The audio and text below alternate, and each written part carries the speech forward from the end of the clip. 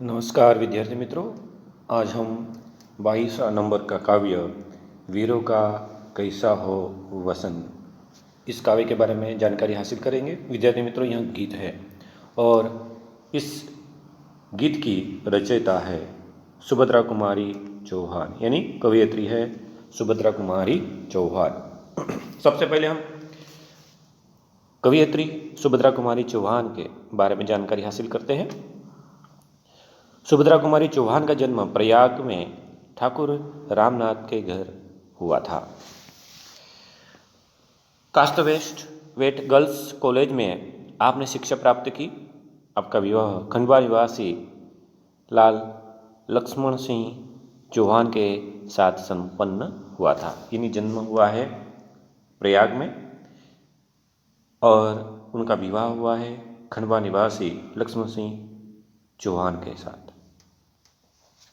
सुभद्रा कुमारी चौहान ने कांग्रेस के असहयोग आंदोलन में भाग लेने के लिए अपना अध्ययन छोड़ दिया और पति को भी देश सेवा में भाग लेने के लिए प्रेरित किया। यानी सुभद्रा कुमारी की बात की जाए तो वह देश सेवा से जुड़ी हुई कवयित्री थी, इसलिए उन्होंने अपने पति को भी देश सेवा के लिए देश के प्रति अपना सहयोग देने के लिए आह्वान किया था, प्रेरित किया था। सन 1947 की 15 फरवरी को जबलपुर के समीप एक मोटर दुर्घटना में उनका देहांत हो गया था। सुभद्रा कुमारी का जो देहांत है वह एक मोटरसाइकिल दुर्घटना में हुआ था। सुभद्रा कुमारी चौहान न केवल स्वतंत्र सेनानी रही वरन उन्होंने साहित्य सर्जन भी विपुल मात्रा में किया है। मुकुल व त्रिधारा इनके काव्य संग्रह है। मुकुल और त्रिधारा यह इनके काव्य संग्रह है। बिखरे मोती, उन्मादिनी, सीधे साधे चित्र कहानी संग्रह है। बिखरे मोती नामक पुस्तक पर उन्हें सक्सेरिया पुरस्कार प्रदान किया गया था। सुभद्रा कुमारी चौहान की भाषा शैली सरल और सुबोध है। इन उनकी काव्य रचना जो भी होती है, उन काव्य रचना में जो भाषा शैली है वो बहुत ही सरल और सुबोध है, यानी कुछ ना कुछ प्रेरणा मिलती है। प्रस्तुत कविता वीरों की सुवीरता को प्रोत्साहित करती हुई उत्तम काव्य रचना है। पूर्व पश्चिम उत्तर दक्षिण चारों दिशाएं पुकार रही है। पर्वत हल्दी घाटी सिंहगढ़ भी तैनात हो गए हैं, तो वीरों का कैसा हो वसंत कहकर कवयित्री ने शूरवीरों का उत्साह बढ़ाया है। यानी इस काव्य रचना के अंदर जो वीर है उन वीरों का उत्साह बढ़ाने के लिए पूछा है कि वीरों का कैसा हो वसंत। तो देखते हैं, पंक्तियों के माध्यम से इस काव्य को समझने की कोशिश करते हैं। वीरों का कैसा हो वसंत, प्रश्नाचिन्ह विद्यार्थी मित्रों। आ रही हिमाचल से पुकार, हे उदरी गरजता बार बार, प्राची पश्चिम भू नभ पार, सब पूछ रहे हैं दिग दिगंत, वीरों का कैसा हो वसंत। यह और बताया है, पहले ही सवाल किया गया है कि वीरों का कैसा हो वसंत, और फिर बताया उन्होंने कि आ रही हिमाचल से पुकार, यानी यहाँ पर बताया है कि हिमाचल यानी हिमालय की ओर से पुकार आ रही है। हे उदरी गरजता बार बार, जो सागर है समुद्र है वह भी बार बार गरज रहा है। हिमालय की ओर से पुकार आ रही है, जो सागर है वह भी बार बार गरज रहा है। प्राची यानी पूर्व दिशा, पश्चिम दिशा, भू धरती, नभ यानी आकाश, पूर्व पश्चिम धरती आकाश सब पूछ रहे हैं दिग दिगंत। दिग दिगंत यानी दिशा और उनका छोर, ये सब पूछ रहे हैं कि वीरों का कैसा हो वसंत। फिर से समझते विद्यार्थी मित्रों कि आ रही हिमाचल से पुकार, यानी हिमालय की ओर से पुकार आ रही है। हे उदरी गरजता बार बार, यानी जो सागर है वह भी बार बार गरज रहा है। प्राची पश्चिम, प्राची यानी पूर्व और पश्चिम, भू यानी धरती, नभ यानी आकाश, पूर्व पश्चिम दिशाएं, धरती और आकाश सब पूछ रहे हैं। दिगर दिगंत यानी दिशा और उनके छोर, ये सब पूछ रहे हैं कि वीरों का कैसा हो वसंत। ठीक है, आगे बढ़ते हैं।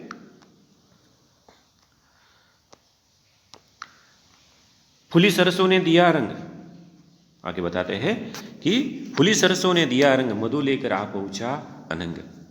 बधु वसुधा पुलकित अंग अंग, हे वीर वेश में किंतु कंत, वीरों का कैसा हो वसंत। आगे बता है कि फूली सरसों ने दिया रंग, जो सरसों है वह भी फूल चुकी है, उसमें फूल आ गया है और बहुत ही अच्छा वहाँ पर नज़ारा दिखाई दे रहा है, प्रकृति का सौंदर्य वहाँ पर दिखाई पड़ रहा है। जो सरसों है वह भी खिल उठी है, फूल आ गए हैं, इसके लिए बहुत ही अच्छा प्रकृति सौंदर्य वहाँ पर दिखाई पड़ रहा है। मधु लेकर आ पहुँचा अनंग, मधु यानी शराब, मधु यानी शराब, मदिरा लेकर आ पहुँचा कौन? अनंग, अनंग यानी कि कामदेव भी मदिरा लेकर आ पहुँचा है। वधु वसुधा पुलकित अंग अंग, वधु यानी दुल्हन की तरह, वसुधा यानी धरती, पुलकित अंग अंग, जिस तरह जो दुल्हन है वह सज धज कर तैयार हो जाती है, उसी तरह यहाँ पर धरती भी एकदम पुलकित है, उसका अंग अंग पुलकित है। हे वीर वेश में किंतु कंत, यह प्रकृति का एक तरफ नजारा है, लेकिन यहाँ पर वीर वेश में किंतु कंत, लेकिन नायक को इससे कुछ लेना नहीं है, नायक इस ओर तो देखता नहीं है और वह तो एक ही बात पूछता है कि वीरों का कैसा हो वसंत। फिर से समझते विद्यार्थी मित्रों, ये फूली सरसों ने दिया रंग, जो सरसों है उसमें फूल आ गए हैं, इसके लिए बहुत ही अच्छा प्रकृति सौंदर्य दिख रहा है, रंग दिख रहा है। मधु लेकर आ पहुंचा अनंग, मधु यानी कि शराब, मदिरा लेकर आ पहुंचा अनंग, अनंग यानी कि कामदेव भी मदिरा लेकर आ पहुंचे हैं। वधु वसुधा पुलकित अंग अंग, जिस तरह से दुल्हन सज कर एकदम पुलकित होती है, उसी तरह पर आज यह धरती एकदम पुलकित हो गई है, सज कर पुलकित हो रही है।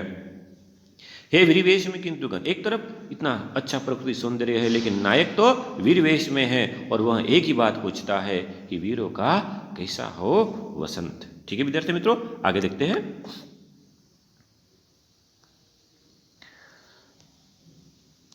भर रही कोकिला इधर तान, मारू बाजे उधर गान, हे रंग और रण का विधान, मिलने आए आदि अंत, वीरों का कैसा हो वसंत। आगे बताते हैं कि भर रही कोकिला था, कोकिला यानी कोयल, वह कुक रही है, जो कोयल है तान यानी कि कुक रही है, एक तरफ जो कोयल है वह कुक रही है। आगे बताते हैं मारू बाजे उधर गान, लेकिन मारू यानी रेगिस्तान में तो बाजे बज रहे हैं, एक तरफ कोकिला तान कर रही है यानी कुक रही है, और दूसरी ओर जो मारू यानी रेगिस्तान में बाजे, युद्ध के बाजे बज रहे हैं।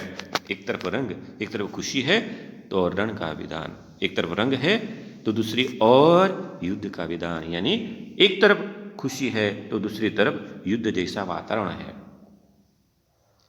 मिलने आए हैं आदि अंत, ऐसा लग रहा है कि आदि और अंत दोनों मिलने के लिए आ रहे हैं, वीरों का कैसा हो वसन, और पूछ रहे हैं कि वीरों का कैसा हो वसन। फिर से इन काव्य पंक्तियों को समझते हैं कि जो कोकिला है कुक रही है, भर रही कोकिला इधर तान यानी कोकिला कुक रही, तान यानी कुक रही है, मारू बाजे उधर गान, लेकिन जो रेगिस्तान, मारू यानी रेगिस्तान, रेगिस्तान के अंदर क्या हो रहा है, बाजे बज रहे हैं, युद्ध के बाजे बज रहे हैं। तो हे रंग और रण का विधान, तो एक तरफ रंग है, खुशी है, तो दूसरी ओर युद्ध की बातें हैं, युद्ध का विधान है। मिलने आए आदि और अंत, ऐसा लग रहा है कि आदि और अंत के रूप में जीवन के दो पहलू मिलने आ रहे हो और पूछ रहे हैं कि वीरों का कैसा हो वसंत। जो जीवन के दो पहलू है आदि और अंत, वो मिलने आए हैं और मिलकर पूछ रहे हैं कि वीरों का कैसा हो वसंत। आगे देखते हैं। कह दे अतीत अब मौन त्याग, लंके तुझ में क्यों लगी आग।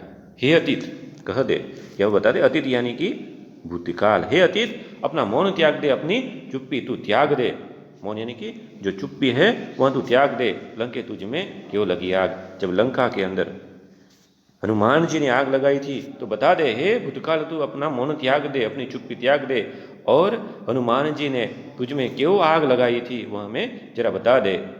ये कुरुक्षेत्र अब जाग जाग, कुरुक्षेत्र यानी जहाँ पर महाभारत का युद्ध हुआ था उस कुरुक्षेत्र की बात यहाँ पर की गई है कि हे कुरुक्षेत्र अब जाग जाग, हे कुरुक्षेत्र तू भी अब जाग जा, तो अपने भूतकाल के अनुभव बतला अपने अनुभव अनंत, आपके पास जो अनुभव है बता, और बता कि वीरों का कैसा हो वसंत। विद्यार्थी मित्रों फिर समझते हैं। कह दे अतीत अब मौन त्याग, हे अतीत हे भूतकाल अपना मौन यानी कि चुप्पी त्याग दे, लंके तुझ में क्यों लगी आग। भगवान हनुमान जी ने लंका में कैसी आग लगाई थी तू जरा बता दे, ये कुरुक्षेत्र अब जाग जाग, कि जहाँ पर कुरुक्षेत्र के अंदर महाभारत का युद्ध हुआ था, अब तू भी जाग जा, बतला अपने अनुभव अनंत, आपके पास में जो अनंत अनुभव है बता दे, और बता कि वीरों का कैसा हो वसंत। आगे देखते हैं।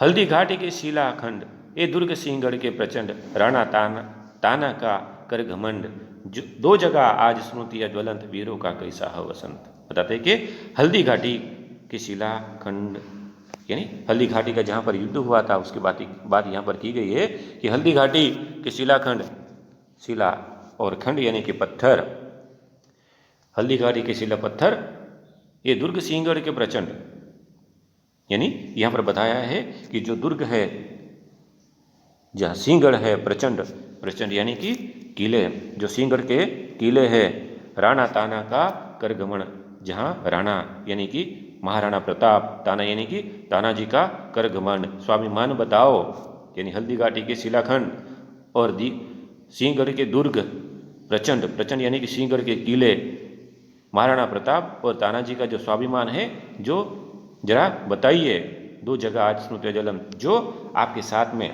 जो बातें हुई थी, जो इतिहास है, जो स्मृतियाँ हैं, उन स्मृतियों को जगा दो और बताओ कि वीरों का कैसा हो वसंत। फिर से समझते, हल्दी घाटी के शिलाखंड, जो हल्दी घाटी है कि जहाँ पर युद्ध हुआ था, हल्दी घाटी के शिलाखंड, खंड यानी कि पत्थर, हल्दी घाटी के शिलाखंड, ये दुर्ग सिंहगढ़ के प्रचंड, और ये दुर्ग सिंहगढ़ के प्रचंड यानी यहाँ पर बताया कि सिंहगढ़ के किले, राणा ताना का करगमन, राणा यानी कि महाराणा प्रताप और ताना यानी कि तानाजी का करगमन, स्वाभिमान बताओ, जो जगा दो आज की स्मृतियाँ ज्वलंत, आपकी जो स्मृतियाँ है, जो इतिहास था उसे जगा दो और बताओ कि वीरों का कैसा हो वसंत। आगे देखते हैं।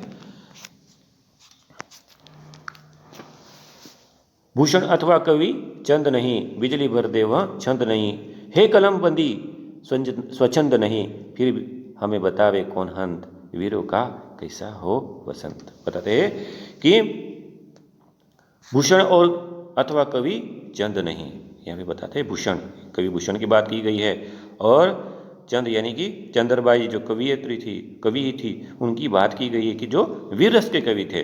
बिजली भर दे वह छंद नहीं, जो पढ़ते पढ़ते शरीर के अंदर बिजली भर दे, वहाँ भी छंद भी नहीं है, क्योंकि भूषण और चंद्रबाई जैसे कवि अभी नहीं है कि जिनकी पढ़ाई करते करते हमारे शरीर के अंदर बिजली आ जाए।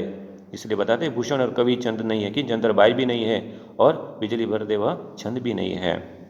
हे कलम बंदी स्वचंद नहीं, आज हमारी कलम कैसी है, बंदी हुई है, स्वचंद नहीं है, यानी स्वतंत्र नहीं है।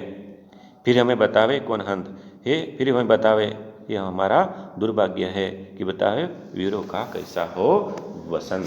फिर से इसे समझते हैं विद्यार्थी मित्रों। भूषण अथवा कवि चंद नहीं, यानी आज भूषण अथवा चंद्रबाई जी से वीर रस के कवि नहीं है, ऐसे चंद भी नहीं है कि जो पढ़ते पढ़ते हमारे शरीर के अंदर बिजली भर दे।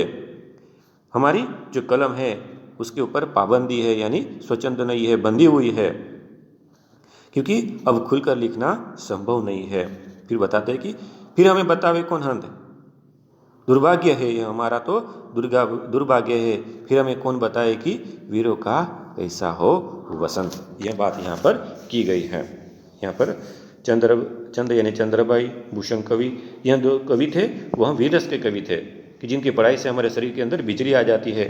इस तरह की अभी कोई कवि रचना होती नहीं है, और हमारी कलम तो बंधी हुई है कि हम कुछ लिख नहीं सकते हैं। हे हमारा दुर्भाग्य है कि हम कुछ समझ नहीं सकते, कुछ लिख नहीं सकते, तो कौन हमें बताए कि वीरों का कैसा हो वसंत। विद्यार्थी मित्रों, इस गीत, इस काव्य के अंदर सुभद्रा कुमारी जी ने वीरों का कैसा हो वसंत, यानी कि जो वीर है उनका वसंत कैसा होगा, यह बातें बहुत ही उदाहरणों के द्वारा पूछी है। क्योंकि प्रकृति का सौंदर्य है, तो दूसरी तरफ जो वीर है उन्हें प्रकृति से कुछ लेना देना नहीं है, वह तो बस अपनी वीरता में ही आगे बढ़ रहे हैं। वीरों को प्रकृति से कोई रुचि नहीं है, यह बातें उन्होंने बताई है, क्योंकि उन्हें तो शत्रु से लड़ना है और उन्हें परास्त करना है। यही बातें उन वीरों के लिए होती है। तो यही बात इस काव्य के अंदर सुभद्रा कुमारी जी ने बताई है। धन्यवाद।